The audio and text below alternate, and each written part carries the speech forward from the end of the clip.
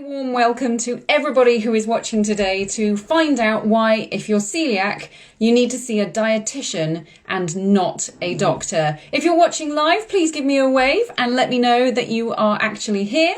Remember, the whole point of doing this live is that you get to ask your questions and have people, I say me, and Cristian Costas, who is a registered dietitian who specialises in celiac disease, have him answer your questions. He'll be coming on shortly. I'm just looking now to see if he has requested. No, he hasn't yet. So you're probably wondering about my t-shirt. This is Coeliac UK's bright orange request. Hello, I've got somebody waving. Thank you very much, Morbabs.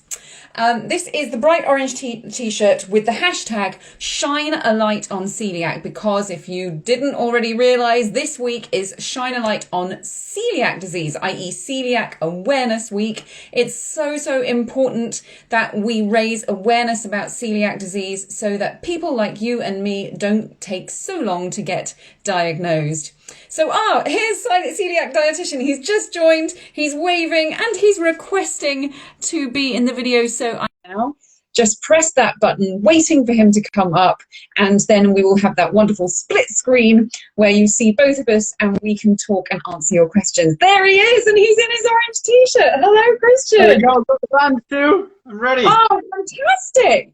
I didn't realise you could wear them on your wrists. I've got them. I thought they were for like a bike or something.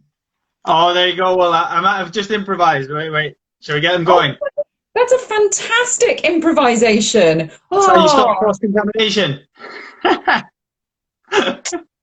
is wonderful. Yes, you could take one to a restaurant and you could press to check. Are they compliant? How are you? How's your day been? Yeah, I'm good, thanks. Good, thanks. Yeah, been a busy week at work and outside of work with all these lives and stuff, but it's brilliant to put this energy. I kind of dedicated this week. I thought, right, I'm gonna throw all my energy at it, and I can see that yourself and so many of the people are doing the same. So it's brilliant. It's so worth it. No, I totally agree. And thank you so much for everybody who's waving. I've seen you do some of your lives already this week. I don't know where you get your energy from. Have you got a secret? Can you tell us? Is it beans? What is it? Yeah, it's nutrition, getting all that nutrition in. No, it's just I think it's just an area I'm really passionate about. So I think it just comes out naturally, and I think, you know, as dietitians, I think we can offer so much in this area. So I'm just really pleased that it's, you know, so well accepted and so many people are keen on listening. So, you know, and I'm getting so much support from people. So it's brilliant. Always here to help. Oh, that is wonderful to hear. Well, let's kick off then with your story. How did you get into A, being a dietitian, and B, specializing with celiacs? Tell us more. Yeah, so I think, like most things in life, they aren't always intentional, are they? so initially, definitely, well, I didn't really know that much about nutrition, to be honest with you, initially, and I was always interested in sports, so I ended up doing sports science as a degree, then came across like sports nutrition there. I started to get interested, and I really enjoyed getting to learn more about food, and then realized that actually, you know, being a dietitian was something that would be really cool. So I did that in the UK. So I'm originally from Spain, but came over to the UK to study. And then I did a bit of sports nutrition there, and then decided, right, I want to become a dietitian. And then initially I thought, oh, I'm probably going to do it with sport. But then the good thing about the UK, when you become a dietitian, you have to do clinical placements. You have to go to hospitals and you train there. So it gives you a really good insight to the medical aspect. And that's why any dietitian you come across, they're trained in the UK. They're going to be trained from a medical point of view to help people with diseases. So, and that's where I fell in love with all of these, you know, unhealthy people who were experiencing health problems. And I learned how we could help them with nutrition and how much you can improve their quality of life, their symptoms. And then little by little, so I kind of qualified, then started working in hospitals, different medical conditions, and then really started to go more towards gastroenterology, digestive diseases, which I loved. And then a post came out in my hospital, and that was like almost 2.5 years ago, roughly speaking, which was specializing in celiac disease. We never had funding for a dietitian to work mainly with celiac disease, and I managed to get that post, and it's been fantastic from then on. I've loved being able to help people with celiac disease, extend my role, which I can talk a bit about, because I do a bit of a different role to the standard one that people, like dietitians, might do with celiac disease. So yeah, it's been brilliant since then, really. Oh, let's kick off with that. How is your role different? Tell us more. Sure. Yeah. So I guess when it comes to celiac disease, historically, what's happened, and it'd be good for you to share your experience too. But most people, when they would get diagnosed, usually you might see like a gastroenterologist who kind of explains a bit. Then you might get a referral. Hopefully you get a referral to a dietitian. And most dietitians work, with celiac disease. They might work in a bit of a general clinic where they see other medical conditions. So they might, say, right, this is your diagnosis. They'll explain the diagnosis. You might have like a second appointment. But most people with celiac disease don't have more than 2 or 3 appointments with a dietitian, and they don't have like an annual checkup with a dietitian either. So this is, predominantly down to funding. This is far from ideal, but there's not really a lot of funding for dietitians to kind of specialize in these things. So really what we wanted to do with my position in the hospital, so my NHS job is over in Bradford, we decided that actually what we wanted to do was make the service dietetic led, which means that I could take more responsibilities, and then I could start ordering bloods for patients, which were functions that the celiac nurse or gastroenterologist did before, assess patients for things like bone scans, and take over their full care, which means that these patients didn't need to see the gastroenterologist if they were stable, and I could spend a lot more time with, going through diet, going through other medical issues, but I can order bloods, and then I've got the support of the gastroenterologist. So if there's anything medical I'm not sure about, then I can liaise with them. So you get the best of both, where you get much more time with the dietitian, so we can go through the diet, make sure everything's balanced, make sure we're supporting you, and let the gastroenterologist know that patient's following the diet. So if there's ongoing symptoms, they know what investigations to order. So it's really beneficial for them, and it saves them time, so they can see other patients who might have more ongoing issues. But at the same time, the patient spends more time with the dietitian, which, this with celiac disease, the gluten-free diet is the only treatment you need. So for a lot of people, they only see a dietitian a couple of times, and I really think that's not enough. So we're getting that feedback from patients where they're really appreciating that. Let's pick up on that, because my experience after being diagnosed with celiac disease was to see a dietitian once, and she was awful. And I see that again and again, people saying that either they've seen a dietitian who didn't really help them, or they were given that one appointment, and that was 20 years ago, and they haven't seen anyone since.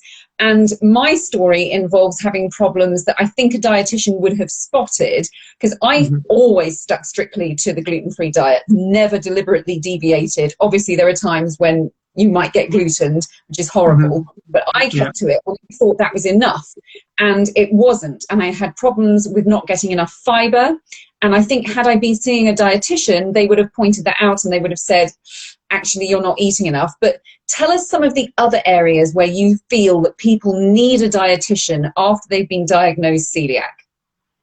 Yeah, I think that's a great point, Ali. And, what you've mentioned with fiber, it's so common. It's like, one of the main things. And I think what happens when you have an appointment with a dietitian, when you just have one, all we can usually do in that appointment, if you just have one, is kind of give you the information and say, this is celiac disease, this is how you follow the diet. So there's not much opportunity for personalization. And especially if you just have one follow-up, then, you've gone and tried it. But then when you remove gluten, then that can have a consequence on other things on your diet and make it imbalanced in a way.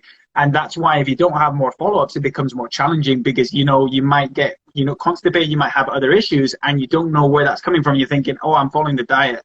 Which is why it's so important to have that follow-up, because we can make sure that first you're following the diet. So there's quite a lot of evidence out there saying that a lot of people with ongoing symptoms, when they investigate, really it's that there's inadvertent gluten. There's still gluten in their diet that they don't know about. So this requires skill, learning, education. But then on top of that, there's definitely people who can have constipation. They can have things like ongoing diarrhea, bloating. So, and they can have, some people can also, it's quite common with celiac disease to have lactose intolerance too, for example. So that's linked to when you have gut damage caused by celiac disease, that can impede your ability to break down lactose. It's not really that common, but it is one of the known kind of complications of celiac disease.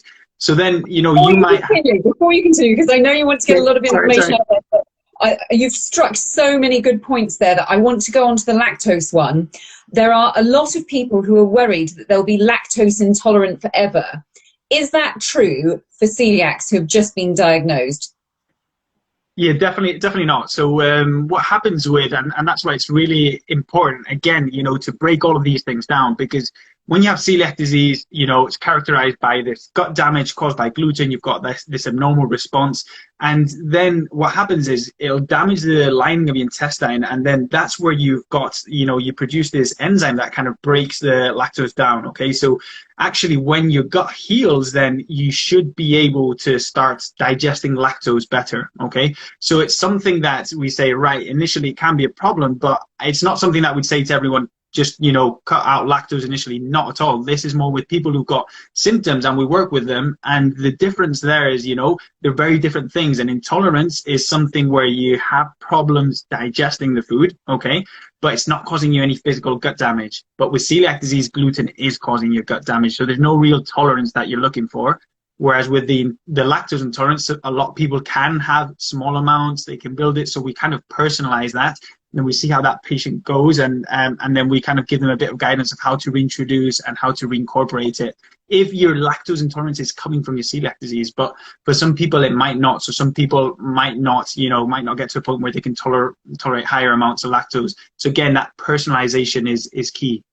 Does that make sense? That's good to know, actually, because there are so many people who think that the lactose could be causing them as many problems as the gluten. And what you've basically said is, you might be in a bit of pain, but don't worry, it's not going to give the long-term symptoms that you might get from having gluten. Can you explain a little bit more about what happens if a celiac continues to eat gluten for a long period of time? Yeah, definitely. So really, this is what I say to people is, with your celiac disease, most people are mainly concerned about the symptoms. Okay. And I'd say, symptoms are for you. That's for your quality of life, day to day. The symptoms aren't really what's going to cause you more problems down the line. It's actually the internal gut damage caused by gluten, which is why it's so important that you know how to follow the diet properly. Because if you don't, essentially, even, these small amounts of gluten, which we can talk about how much causes gut damage, but these small amounts continue to change the internal structure of your gut and cause gut damage. And the complications with celiac disease are linked to undiagnosed or untreated celiac disease, essentially still eating gluten, pretty much. And that's why all of this damage stops you from absorbing the nutrients you need, which is why it can cause things like osteoporosis, which is weaken bones to the point that they can fracture quite easily, because you don't absorb calcium and vitamin D as well. A lot of people can suffer from vitamin and mineral deficiencies. They can be anemic, because, again, you just can't absorb it as well. And in some small cases, this persistent gut damage can actually cause small bowel cancer. Again, the risk is small, but it can still cause it because it's untreated gut damage, right? So I think that's the key message with celiac disease is, yes, these symptoms, it's good to improve them, but the main thing that's going to cause you potentially more problems is going to be that ongoing gut damage. And that's a really important point to make, isn't it? Because there are lots of people who say, oh, I ate at that restaurant and I was fine. And you think, well, just because you didn't get an immediate symptoms, physical symptoms, and just because you think that you always get symptoms if you've eaten gluten, doesn't mean that long-term damage isn't happening. And am I right in thinking there is a much higher risk for celiacs to get osteopenia? Yeah, there is. And again, it's kind of little things like this. So initially there is, but being on the gluten-free diet as early as possible is what really helps with all of this. So osteopenia is kind of like the lower grade of osteoporosis in a way. So it's kind of you get lower bone mineral density, your bones get weaker, and then you can develop osteopenia. And if that gets worse, that turns into osteoporosis. So really with this, what's that, sorry? Oh, sorry, I was saying, obviously we want to avoid it. Just in case anyone here is watching and they are one of the many celiacs who has taken 13 years to diagnose, which seems to be the average length of time for celiacs in the UK, which is so sad. What if someone's watching this and thinking, oh my goodness, I was unwittingly eating gluten for all this time. Have I done myself long-term damage that is irreversible? Mm-hmm. Yeah, so a lot of the damage there, I would say, is reversible. So it's hard to say exactly, 100%. It's like things when we talk to people when they have a bone scan, we can say, yeah, you can reverse most of it. Some people don't fully reverse it, but yeah, for most people, absolutely, because what happens with the villi, the internal structure of your gut, is that it gets damaged, not destroyed. Okay, so that's the key thing. It gets damaged. So it can actually regrow, but they'll only regrow in a completely gluten-free environment, which goes back to what you were saying before, Ali, about, I haven't had symptoms, I'm fine. Well, you think you're fine, but your gut doesn't, because your gut's still getting that damage and not being able to regrow and repair. And that's the whole thing with celiac disease. We've got so much research out there saying that the symptoms are by no means the way you should test or know if your celiac disease is active or not, or if you're doing fine. And we've got about 20% of patients that have no symptoms. Okay, well, let's go to that point. If I have no symptoms, if I've been tested positive for celiac disease, what tests can you do as a dietitian to help put my mind at ease so that I know I am safe? Yeah, so really good point. And this goes to show the complexity of celiac disease, really, where people think it's just one test. They think it's like an antibody test, a repeat antibody test. It is not that straightforward. So, there's a few things, a few tools that we've got available. So I can go through a few of them. So the first one is going to be an antibody test. So people get it initially at diagnosis.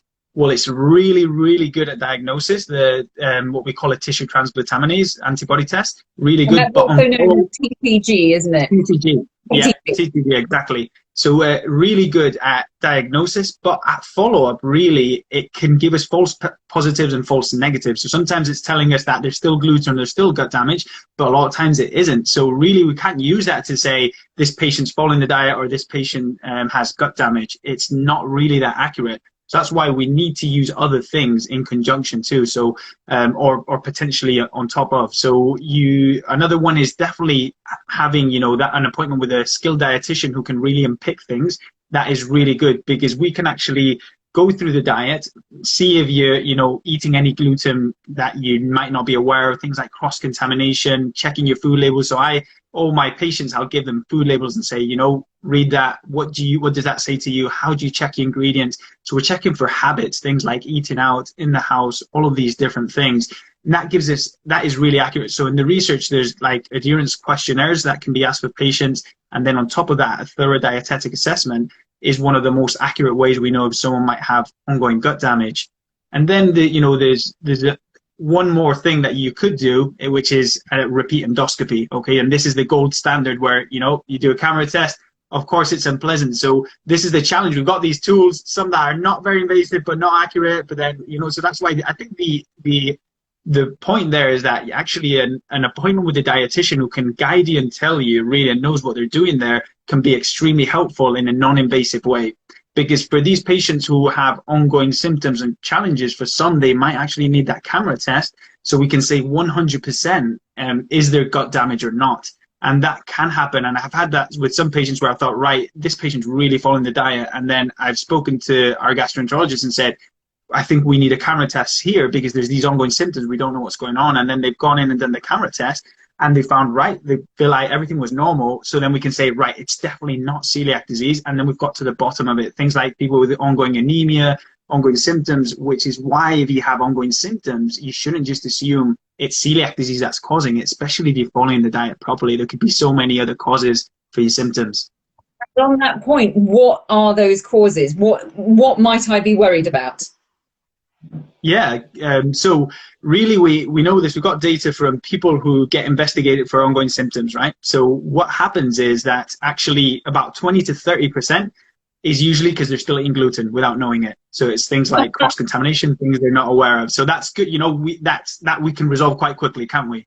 Then we know roughly about, 20, another 20, 25%, they can have IBS. Okay, so again, the irritable bowel syndrome. So you can have these digestive issues, which can mimic celiac disease because the symptoms can be quite similar. But again, a lot of this we can manage through diet. There's some medications that sometimes help people, lifestyle modification. So there's a lot we can do there non-invasively. And then for, another sort of 25% of people, then they can have other medical conditions. So these can be things like microscopic colitis, which is another digestive condition. Some might have Crohn's, for example. There's a few others like pancreatic insufficiency, where you can't produce enzymes to digest your food and you might get diarrhea. So there's a whole host of other medical conditions. But if you think of it, anybody presenting, say, with diarrhea, They could have any medical condition. So you could have celiac disease and another medical condition. So that's why we've got to keep an open mind there. And then the other sort of proportion of patients, the last sort of 25 roughly, they can have refractory celiac disease. So this is a type of disease, celiac disease, where the patient doesn't respond to the diet. And that can happen. It's very, very rare, but it can happen. And for these patients who don't respond to the gluten-free diet, they need an extra form of medical treatment. So, and it can be, you know, the types of refractory celiac disease, one of them can be pretty serious. Tell me more about that, because I've spoken to a couple of people who've got refractory celiac disease, and you know, you think you hit rock bottom and then you hit refractory celiac disease. So what hope can we give patients with refractory celiac disease? Yeah, definitely. So I think I'd say extremely rare to see. So, you know, with a lot of the patients, you know, I see patients every single week. I see patients with celiac disease. And, you know, in the last sort of couple of years, I think I've come across maybe 2 or 3. So really, it is very rare. But that, you know, the really important thing is that if you have symptoms, you get that checked. Because essentially, the sooner we get to the bottom of things and figure out what it isn't, then we can say, right, could this potentially be refractory celiac disease? And then, you know, with some of these, we'll send these patients to specialist centers who can figure these things out, and they're really highly specialist. So we can do that. And the good thing about it is that, you know, there's 2 types of refractory celiac disease. The most common one is type 1, where most people get like steroid treatment, and that can help with the gut damage. So it's an additional medical treatment that is needed. And, you know, for most people that works well. Then the other one, which is type 2 refractory celiac disease, and unfortunately that one we're not really sure about a cure, and that one can be a bit more dangerous for people. But really, I think it's very rare. I've never seen that in practice. So really, it's very rare to see. For most people, you know, they will improve on a gluten-free diet, and if they have symptoms, it's probably something else, like potentially IBS, or as we said, you know, maybe not following the diet, or another medical condition, which will usually have treatment. So I think that's definitely the main thing that we see. It is very positive, basically, in that if you've still got symptoms, if it's not because you're accidentally having gluten still, you've probably got IBS. There is a minority of people who could have something else, but the likelihood is you'll probably easily get treatment through your dietitian. Definitely. Dietitian, and then the dietitian can liaise with the doctors if there's anything more medical. So I think the main message is, if you have symptoms, go get yourself checked. Now tell us more about the TTG levels, or the horribly complicated word to pronounce. Let me see if I can do it. Tissue transglutaminase. Is that right? Have I got that right? Yeah, perfect. Yeah. So when you get diagnosed, you get that sheet, don't you? And it's got lots of words like the TTG one, which I don't want to pronounce again, that are really alien to the common person reading it. What can we take from the TTG levels? What should we expect when we're diagnosed celiac, and how soon can we expect those levels to come down? And what is a safe level for us to be at? Yeah, sure. So I guess I don't know, is it useful to talk about the diagnosis criteria change there then potentially? You know, there's been a criteria change there, where essentially before you needed a blood test and an endoscopy. Now, since the pandemic, that's changed. So we know that the blood test, like the TTG, there's another one very predictive of celiac disease. So they show certain values, actually. People under the age of 55 with no alarm symptoms, alarm symptoms being like blood in your stools, problems swallowing, things that we think could be something else, then actually you can get diagnosed with celiac disease under the age of 55 if you have 2 blood tests, okay? And one of them is this TTG. So it's actually, the full name is immunoglobulin A tissue transglutaminase, okay? And it's important to say that because you've got some information in Coeliac UK, if this is hard to follow at the moment, but really when you're asking your GP for these blood tests, it's really important that you ask for an immunoglobulin A tissue transglutaminase, okay? And a total immunoglobulin profile. Because what happens is that people with celiac disease are more likely to have an IgA or immunoglobulin A deficiency. So if you have a bit of a deficiency there, then that TTG might not go up and you might get false negative. Okay, so really, yeah, so that's a really important message, because actually, if you just get, you know, an IgA TTG and then it's negative, you're right, I don't have celiac disease, but no one's checked if you have a deficiency for this IgA. Does that make sense? That's really good. Yeah, that makes a lot of sense to me. And Mhm. I'm really pleased that you hit upon that thing about the blood test isn't always accurate. Now, I know Mhm. it's 98% accurate. What is the likelihood of getting a false positive on a blood test? Yeah, so it kind of depends on the blood test too, and that's why with this new criteria, it's two blood tests actually. Okay, so that's what can help minimize it.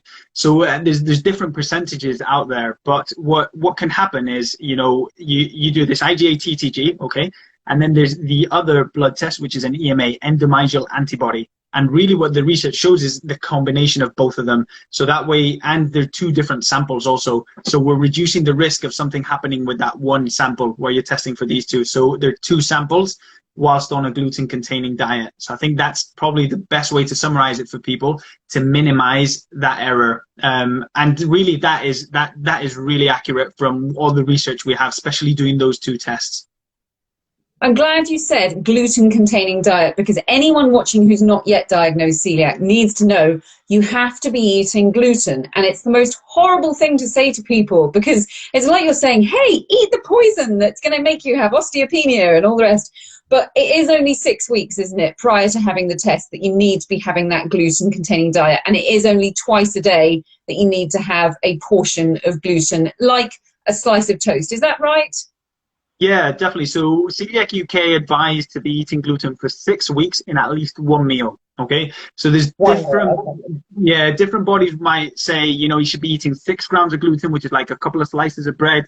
But I'd say at least gluten in one meal, and it's 6 weeks. And as you say, painful. It can be really painful process, but really important to do, because if you don't do this properly, then we're not really going to get an accurate test for you. So having that is really important, because, you know, it's 6 weeks, but it means that for the rest of your life, you know, if that's your diagnosis or not, you've got the options for the right treatment. You know, I think it's worth it. Really challenging, but unfortunately, we don't have another tool to give someone a diagnosis with certainty. But with more research from Coeliac UK, it might be that we do get around the 6-week challenge. And so that's why it's so important that we're raising awareness at the moment. Definitely. You know, I think Coeliac UK do some fantastic things. I think, you know, sometimes people see on the face of it, they see, oh, you know, there's a website and an app, but they put so much money into research. Like, you know, I've gone to some of their conferences and they're absolutely fantastic with the level of professionals that they have sharing information, and they do so many grants. They're doing projects for healthcare. It's brilliant. So I think, you know, it's more than looking at Coeliac UK as a body looking at, you know, celiac disease. They're really contributing to celiac disease. So any money that goes there, you're probably going to get it back, or you're going to help everybody with celiac disease in some way or form. Which is great to know. Now, I want to move on to, if I'm a newly diagnosed celiac, how do I go about getting a dietitian? Should that automatically come from my doctor? Or, as you mentioned earlier, because of lack of funding, do I have to go to the doctor and say, oi, I'd like to see a dietitian, please? Yeah, a really good question. So it should come from your doctor, but what I'd say is that with your doctors, depending who's your doctor, if it's like a GP or a gastroenterologist, you know, it depends. But first point of call, definitely your GP, and it should come from the doctor. But you know, they've got a trillion medical conditions, 1,000 other things to do, so it might not always come from them. So that's why it's really important that you take that responsibility and say, hey, I've got celiac disease, I need a dietitian. You know, diet's the only treatment that you have, so it's really important that you know what you're doing there, and as dietitians we can help you there. So if you don't get automatically told that I'm going to send you to a dietitian or going to get a referral for it, then go and ask your GP or your gastroenterologist. Wonderful. And what about someone like me who was diagnosed back in 1999, saw a dietitian once, didn't have a good experience, and is a bit sort of like, well, what's the point of me going now? What should I do? Yeah, definitely. So I think for a lot of these things, you know, things change, services change, and it's always worth a go. So it's always worth going back and saying, actually, is there a service there, or is there somewhere where I could speak to a dietitian, you could definitely speak to your GP. And people with celiac disease should have an annual checkup with bloods, and at least they should get a blood test, and ideally a follow-up with a health professional. Now, again, down to funding, realistically, this is really challenging, even for GPs to do. And, you know, even for the service I work in, you know, we've got so many patients. I'm the only one who does celiac, so I just can't do it. You know, we don't have funding to support people the way we want to, but definitely the guidance suggests you should get annual blood. So I think it's useful to have that discussion and say, if you're not having those bloods, at least to say, right, can I get these blood tests done? And also, can I get some sort of follow-up, especially if you've got any issues, queries, things change with regards to celiac disease. So I think it is always worth to have a go and ask. And let's talk more about those blood tests, because when I was first diagnosed, I was vitamin D deficient. Would a blood test show that, or would it be another test? What are the blood tests looking for specifically? Yeah, sure. So definitely especially when newly diagnosed, I would always request some bloods for patients, because you want to know a baseline of what they're absorbing and what they're not. So vitamin D, definitely a blood test, and actually the national guidance that comes from the British Society of Gastroenterology suggests vitamin D as one of the tests that we do routinely for people with celiac disease every year. So, and I'd say, you know, of all the blood tests I do, that's the one that tends to come back lower on top of all the other ones, because really, you know, and one of the challenges, your vitamin D, you can absorb it in the small intestine where you get gut damage, okay? But only about 10% is going to come from diet. 90% comes from sunlight. So unfortunately in the UK, we're not really getting that much of sunlight. But yeah, so really, you know, you combine those two, the fact that 90% comes from sunlight, you're not getting much, and that with celiac disease, especially newly diagnosed, you'll have some gut damage, might not be able to absorb that 10% as well. A lot of people have got this issue. So that's why it's good to check that initially. And then there's different treatments which you might get. Usually, you know, sometimes it's very low. They might give you like a high dose of vitamin D. If not, they might tell you to, you know, a lot of this you can actually buy. So I think it's, you know, good to get that checked and get that follow up. And depending on what level it is, you might need to do different things. But definitely a blood test initially will suffice. And the blood tests tend to check things like gut absorption through vitamins and minerals.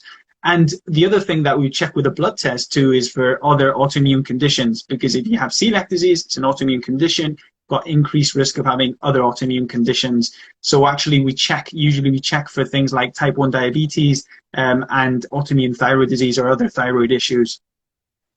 And if I haven't been tested for other autoimmune conditions and I feel perfectly fine, could I blindly be walking around with another autoimmune condition, or probably would I have had some symptoms? Yeah, so I would say probably you'd have symptoms, but like celiac disease, you don't have symptoms. We have people with diabetes that are asymptomatic too, and other conditions. So that's why, you know, with all of this, you know, a lot of these people will pick them up because they've got symptoms anyway, and they'd go to the GP. But really what the guidance suggests is that it's screened just to make sure for these ones where really, you know, there's loads of autoimmune conditions that are associated with celiac disease, but it's to a bit of a lower grade. The higher ones are things like type 1 diabetes and thyroid issues. So I was speaking to Sarah, gluten-free blogger, a few days ago, and she was talking about, you know, how she was having all of these issues and then went back to GP and then they screened and it was actually her thyroid. You know, so again, you know, with any symptoms or issues you have, it's always worth going and getting them checked, because you've just got no clue what's causing things. And is it even more important to get that check if you've got someone in the family who has another autoimmune condition? Because my mum had thyroid problems, and should that be something in particular that I focus on when I see the GP? Yeah, so I guess, yeah, definitely, yeah, it's worth that discussion. So there's two things. I guess from a celiac disease point of view, we're looking at specifically celiac disease and screening relatives. There's a 10% chance of your relatives, first-degree relatives, having celiac disease. So from that point of view, with celiac disease, 100%, I would say that you have a discussion with your GP and get your family members screened, your first degree ones. And then with all these other ones, you know, if they're autoimmune, there's a good chance that, you know, there's always a bit of a genetic predisposition with them. So it is worth having that discussion and saying, look, I've got celiac disease and a family with, you know, another autoimmune condition. So again, that might help you to get those bloods checked, because it might be that you're a bit more of that a priority to get those checked. You know, it's hard to say priority like that, but it's just hard a lot of times for things to happen, you know, these annual bloods to happen. Now, I'm glad you mentioned get your first degree relatives screened. I have two small children. I had my daughter tested. She had the blood test because I was a bit worried about her when she was 2 years old. The symptoms she had then, she tested negative, and the symptoms she had have disappeared. And they were very mild symptoms as well. We didn't have my son tested because he was only 3. And the doctor said, to be honest, I would leave it until he's a bit older. What would be the right age, do you think, to start getting screened for celiac disease? Yeah, I think it's really hard to answer that one. I think, it can, because it can onset at any time. So really, I think as long as you screen at some point, especially if there's symptoms there, then 100% worth it, getting screened. But there's no right or wrong because, potentially you could do it at, say, I don't know, 5 years old, negative, and then it happens at 25 or at 50, we don't know. And I guess, it's that negative screen there means that it's negative there. It doesn't mean they'll never develop it. There's some things where, there's some bloods which can show us a bit of a genetic predisposition to have the condition. But again, that's still a bit incomplete information because a lot of people can have this genetic predisposition. And that's why it's not, it's not a diagnostic tool, because loads of people have it and don't have celiac disease. But most people with celiac disease have it. Okay, so again, it's one of these things that sometimes it can tell us, right, there's a bit more of a genetic predisposition with this person, but really that doesn't translate into them developing the disease at any point in life. Not for everyone, by all means. Isn't it? It's like someone's flicked a switch and gone, ha, it's your turn now to have celiac disease. So for me, up until the age of 20, I could eat whatever I wanted. And then suddenly this new lifestyle of, oh, right, gluten-free, what's that? Yeah, definitely. So a lot of the talk with things, a lot of the autoimmune conditions is a bit like what people say is, your genetics loads the gun and the environment pulls the trigger. And it's these environmental interactions that aren't always, what you do with diet. There's so many things, even like stress. We know that can sometimes cause changes in the microbes in your gut too. So when it comes to celiac disease, we know, yes, there's a strong genetic predisposition, but that doesn't explain why everybody develops the condition. There's the interaction with these autoimmune conditions is so complex, which is why, a lot of people think, why can't we just get a cure for celiac disease? But if you actually look at all the other autoimmune conditions, it's so hard to get a cure for them. Most treatments for autoimmune conditions aren't curing them. They're actually treating those symptoms, dampening the immune response, which is why I think, when we talk about treatments for celiac disease, it's probably not going to be something straightforward that you just take a pill or you get an injection and there's no side effects or anything like that, because it's that, our body's so complex and so are autoimmune conditions. I do have a bit of a dream that when I'm a granny, I can just have a pill and then I can go to Greg's the baker and do a full sweep of whatever it is that they've got in front of me, I have to say. Yeah. Now, we've covered so much stuff today, and I am so grateful to you for spending the time here, lending your expertise to everyone. Now, I want to know if anyone has any questions. I think I've got one here. Some answered. By design. Hello. I've knocked you off celiac by design. I don't know if you can actually see here, Cristian, any of the questions. Is it good repeat the test over time, as it could manifest at any time? Oh yes, very good. Yes, very good question. So if I were to test negative for celiac disease and I didn't have symptoms, when should I next test for celiac disease if I'm a first degree relative of someone with celiac disease?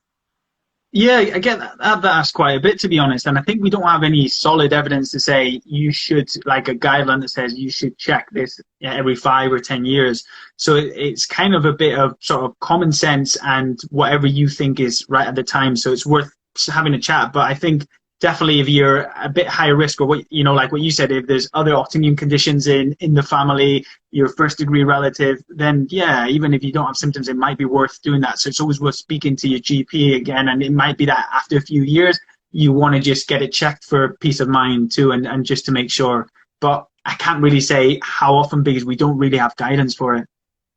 No, I appreciate that. Thank you. And I hope that's answered your question, Celiac by Design. Anyone else with questions, please ask now, because otherwise I will just say to Cristian, not only thank you again, but if anyone has watched this and they want to know more from you, how can they get in touch? What's the best way? Yeah, sure. So there's a couple of different ways. So through here, by all means. Then I'm also on Twitter as at Cristian Costas B. And yeah, and I'm also doing, so I'm also starting to see patients privately through city dietitians. So I do get quite a few messages from people, and unfortunately, there's not straightforward things I can say on Instagram, right, do this, because, I need to get that information. So actually, if people wanted a proper consultation where I can support you and give some more ongoing support, then definitely through city dietitians, or on my bio, you can see some information. And then again, you can contact me through there too. Brilliant. And your IG handle is here. This is going to be saved to IGTV on my channel. I'm going to share it with you so you can share it on yours. Anything else are there any parting words of wisdom you'd like to give? I think really, I think we've covered a lot of really useful stuff today, which we haven't covered in other lives I've talked about. And I think the main thing here is that, the point to get across is that really the only treatment you have is diet. So it's really important that you know what you're doing with diet. And for that, it's important to have that dietitian input, and really that you go back and get yourself checked. So it's not, I think celiac disease is often perceived as one thing where, as what happened with yourself, Ali, where initially you get told what to do and off you go and you do it on your own without anyone checking if you're doing the right thing, without any support, without any guidance. And then, you've got there in the end, but really, for a lot of people coming through the ranks now and getting diagnosed, you can get all that information sooner. There's so much support on these online communities. So it's important to get the resources right and, check things like Coeliac UK rather than just going on Google, because I see that with a lot of patients, and you're going to get all sorts of opinions on Google. Consistent information is going to definitely come from Coeliac UK if you've got celiac disease. I'm glad you said that. And one thing I want to end on, because this is all about why you should see a dietitian and not a doctor. Am I right in thinking that the dietitian has a lot more medical knowledge about celiac disease than just a regular GP, simply because the dietitian specialises in celiac disease, whereas the GP possibly won't know as much? Yeah, so it's all dependent on each service or where you're at. So a GP will see many different medical conditions, but they might know quite a bit about celiac disease, like the dietitian too. If the dietitian's working in a generic clinic, then they might see other medical conditions, and it's a bit more challenging. So my role is a bit easier because, yes, I specialize with it, I work with it, so I can kind of like explain everything. I know everything about labeling too. So if you, like with anything, if you're seeing a specialist, then you're definitely going to get that information. But you've got gastroenterologists too, who a lot of them might specialize in celiac disease, or even they've got a lot of knowledge of celiac disease too. So it really depends on the setup with these different services. But it is good, if you have celiac disease, if a lot of services might have input from a gastroenterologist and a dietitian. And then if there's that setup too, then that's really helpful. It's not one above the other, because actually the dietitian can explain all the diet related stuff, and then the gastroenterologist might be able to support you with some medical issues if you've got them. Things like questions about blood, things like bone scans too if needed. It's just my role's a bit more blurred in there because it's quite different. Wonderful. Thank you. Thank you, Cristian. Again, I'm so indebted to you for doing this today. I'm going to call it a day for now, and just hope that the rest of your week isn't too labour intensive, because you have done so many lives this week. You've done so much for Coeliac UK. Thank you so much. Thanks. I've really enjoyed it, and thanks for having it, and thanks for all the work you do. It's brilliant to see. Thank you. Bye-bye for now. Thanks to everyone.